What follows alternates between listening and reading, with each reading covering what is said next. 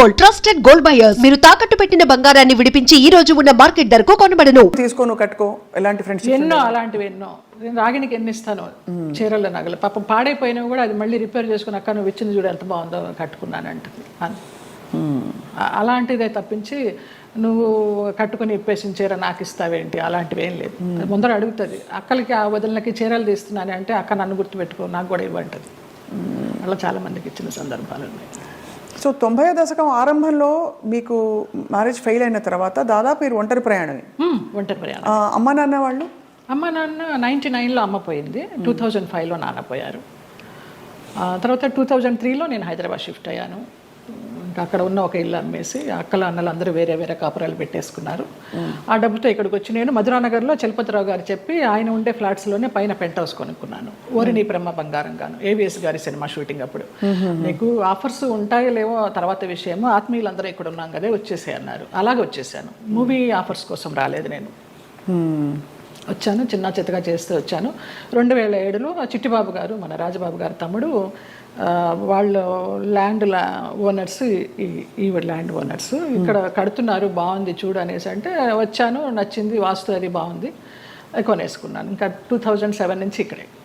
చాలా అద్భుతంగా మెయింటైన్ చేస్తున్నారు మీరు. అంటే ఎక్కడ కూడా ఇది పాత అపార్ట్మెంట్ కొత్త అపార్ట్మెంట్ లాగే అనిపిస్తుంది. మోడల్ అండ్ అలాగే ఇంటీరియర్స్ చేంజ్. ఇంటీరియర్స్ అంతా మీ టేస్టేనా? అబ్బాయి నాకు అసలు టేస్ట్ అనేదే లేదు. అయ్యో అంత గుడ్డెద్దు చేలో పడ్డట్టేనమ్మా. ఏదో చేసుకుంటాము, అందరూ వచ్చి బాగుంది అంటారు. దానికోసం టైం వెచ్చించి ఇది చేస్తే ఎలా ఉంటుంది, ఇది చేస్తే ఎలా ఉంటుంది, ఆ థాట్ లేదు, ఆ ఓపిక లేదు. సో అలా మరి జీవితం అలా నడుస్తూ మీరు వచ్చారు. మధ్యలో మీరు శరత్ బాబు గారు ఒక అది మనసు బంధం అని చెప్పచ్చా? మనసు బంధమే. నేను బాగా అనుకున్నాను, ఆయన కొంచెం అనుకుని వదిలేశారు. ఇప్పుడు ఆయన ఉన్నా కూడా చెప్పేదాన్నేమో, లేరు కాబట్టి ఇంకా ఫ్రాంక్గా చెప్తాను. ఆయనతోనే యాత్రలన్నీ చేశాను. మహానుభావుడు దేవుడు నాకు ఒక గైడ్ని పంపించాడు అనుకున్నాను, లేకపోతే నేను అన్ని యాత్రలు చేసేదాన్ని. చాలా చాలా మంచి వ్యక్తి, అందులో ఏమీ సందేహం లేదు. ఒకరు రూపాయి తినరు, ఒకరికి పెట్టరు. ఆయన ఫ్యామిలీ వరకు ఆయన చూసుకుంటారు కానివ్వండి, అది లేదు, ఆ గుణం లేదు. ఆ టైంలో మిమ్మల్ని వివాహం చేసుకునే టైంలో కొంతమంది ఇండస్ట్రీ ప్రముఖులే ఆపారు ఆయన్ని, లేకపోతే మీ ఇద్దరు తెలుసు పెళ్ళై సెటిల్ అయ్యేవారు కూడా అన్నారు అంట. నిజం. చాలా ఆలోచనలు చేశాము, ఒక బిడ్డను కూడా కందామని ఆలోచన చేశాము, దానికి అన్ని ప్లానింగ్స్ వేసుకున్నాము.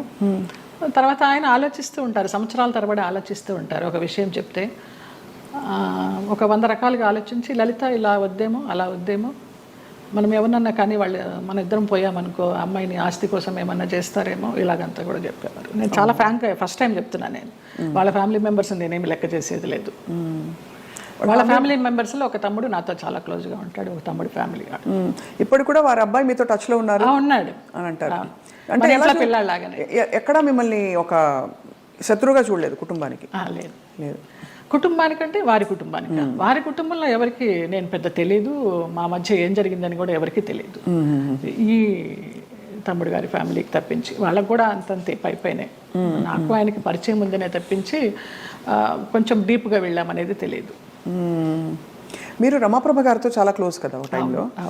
రమాప్రభ గారు శరత్ బాబు గారిని చాలా విమర్శించేవారు, చాలా ఇంటర్వ్యూలో బహిరంగంగా తిట్టారు. ఎందుకు మీ దృష్టిలో ఎందుకు ఇంత మంచి వ్యక్తి అని మీరు చెప్తున్నారు? మీ మనసుతో చూస్తే అవును కదా కరెక్ట్ అనిపిస్తుంది. ఎందుకంటే మీరు ఎవరిని అసలు మిమ్మల్ని హాని చేసిన వాళ్ళనే మీరు జడ్జి చేయని వ్యక్తి. అలాంటిది అసలు అంటే మనం ఒకవైపునే విని చెప్పలేము కదా, మరి జడ్జ్ చేయలేము కదా. మరి అప్పుడు వాళ్ళిద్దరు కలిసి ఉన్న పరిస్థితుల్లో ఏం జరిగిందో అది నేను కూడా చెప్పలేను. కానీ నా వరకు ఆయన చాలా మంచి వ్యక్తి, చాలా మంచి వ్యక్తి. ఏ విషయంలో మీకు నమ్మకం కలిగింది? ఫర్ ఎగ్జాంపుల్ అంటే మీరు చూసిన అనుభవాల్ని బట్టి మనని ఇతను హింసించడు, మన డబ్బులు తీసుకోడు, లేదు వేరే విధంగా వేధించడు, కంట్రోల్ చేయడు, ఇలా రకరకాల కేటగిరీల్లో మనం తిన్న దెబ్బల్ని బట్టి ఆ విషయంలో మనకు నమ్మకం కలుగుతుంది. ఏ విషయంలో మీకు ఒక భరోసా కలిగింది ఆయన? అది నాకు తెలియదు. నా అంతటి నేనే మామూలుగా బాబా బాబా అని పిలిచేదాన్ని, వెళ్ళేదాన్ని. రమాప్రభ గారి కోసం అక్కకి ఏమన్నా చేయండి బాబా అనేదాన్ని. అక్కకి చాలా చేశానమ్మా, ఇంకా నేను చేయాల్సింది ఏమీ లేదు అనేసి అనేవారు. అలాగా నేను ఈ గుళ్ళు వెళ్తాను, ఆ గుళ్ళు వెళ్తాను, ఈ పురాణాలు చదువుతానంటే ఆయన దగ్గర కూర్చుంటే గంటలు గంటలు అలాగా టైం పాస్ అయిపోయేది. అప్పుడు నేను ఒక ఆడదాన్ని అనే అభ్యంతరం లేకపోతే మీ వెంట తీసుకెళ్ళడానికి, మీరు యాత్రలకు వెళ్ళినప్పుడు నాకు చెప్పండి బాబా నేను వస్తాను అనేదాన్ని. అలాగా మా యాత్ర సాగిందనమాట. అదొక అట్లా ఇంకా ఆయన లలిత లలిత అని పిలవడము, క్లోజ్ అయినామనే చెప్పాలి. దాదాపు మీకు అంటే గృహస్థాశ్రమం లేకపోయినా వానప్రస్థాశ్రమం లాంటిది తొందరగా ఫాస్ట్ ఫార్వర్డ్ మోడ్లో కర్మలు అయిపోతాయి చూడండి. ఇప్పుడు మనం అనుభవించడానికి వచ్చిన కర్మలు అయిపోవాలంటారు కదా, అలా మీకు ఏదో రాసి పెట్టినట్టు మీరు దాన్ని అటాచ్ అయ్యారు, మళ్ళీ డిటాచ్ అయిపోయారు. అవును.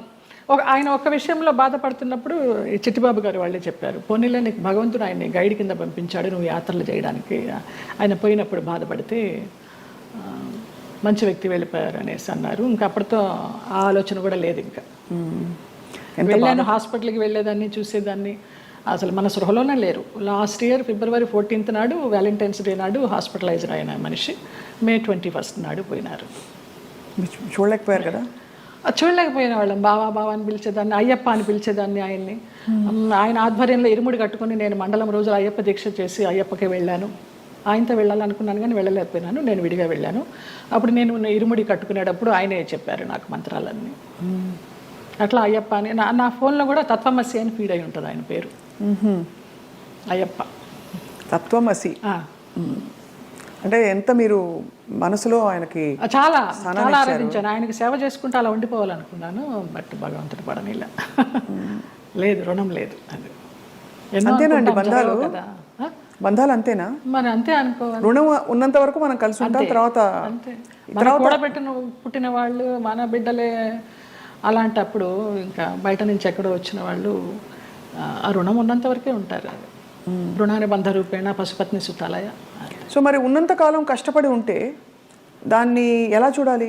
రుణం ఉంది కాబట్టి నాకు ఈ కష్టాలు పెట్టాడు, కష్టాలు పడదాం అనుకోవాలా, లేకపోతే? అంతే, పడాలి. కష్టాలని భరించే శక్తిని ఇవ్వమని కోరుకుంటా నేను. నువ్వు కష్టాలను ఇచ్చావు, భరించే శక్తి నువ్వు, అదే కోరుకుంటా ఎప్పుడు. మరి ఎప్పుడు ఇది సరికాదు, సవ్యం కాదని ఇప్పుడు చాలామంది ఆడపిల్లలు, మీకు అయిన ఎక్స్పీరియన్స్, మీ పెళ్లిలో 6 నెలలలో ఒక హింస, ఒక ఎక్స్‌ప్లాయిటేషన్ ఉంది, బయటకు వచ్చేయాలని ఆలోచించిన పరిస్థితుల్లో ఎప్పుడు బయటికి రావాలనే స్ఫురణ ఎలా కలుగుతుంది? బికాజ్ భరిస్తాం, సర్దుకుంటాయన్న హోప్ ఉంటుంది. ఆ స్ఫురణ ఏం చెప్పిన మాట వినాలని మీ గైడెన్స్ అడుగుతున్నాం. మీరు డైరెక్ట్గా పడ్డ వ్యక్తి కాబట్టి మీకు అర్థమైంది కదా ప్రశ్న.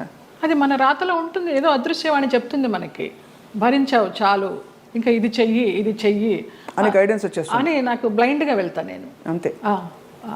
అంతే, అంత డీప్గా వెళ్ళి నాలెడ్జబుల్గా చెప్పాలంటే నాకు తెలియదు, కానీ అనిపిస్తుంది, మనకే అనిపిస్తుంది. ఇంకా ఆ టైం అయిపోతుందని అనిపించినప్పుడు అది ఆటోమేటిక్గా వస్తుందని నేను అనుకుంటున్నాను. ఎంత ఇవాల్వ్ అయ్యారు మీరు స్పిరిచువల్గా, ఎన్ని కష్టాలు పడినా కూడా ఎంత పరిణితి తెచ్చుకున్నారు మీరు, అంటే జీవిత ప్రయాణంలో. నేను కేరళ డీటాక్స్కి వెళ్ళినప్పుడు కూడా 14 days ఒంటరిగా ఉన్నాను. అప్పుడు నా లైఫ్ స్టైల్ మారిపోయిందమ్మా, మైండ్ సెట్ కానీ లైఫ్ స్టైల్ కానీ. ఎంత భయస్తురాల్లో నేను, చిన్న విషయానికి భయపడిపోతే, ఎక్కడన్నా నొప్పి వస్తే, ఇక్కడ నొప్పి వస్తే బ్రెస్ట్ క్యాన్సర్ ఏమో, ఇక్కడ నొప్పి వస్తే అపెండిసైటిస్ ఏమో అని. అస్సలు లేదు. ముక్తినాథి నడిచి దిగాను -degreesలో మొన్న. అవునా? మొన్న రీసెంట్గా 4 days అవ్వలేదు. ఆ ముక్తినాథి ఒక ఇన్సిడెంట్ చెప్పాలి స్వప్న.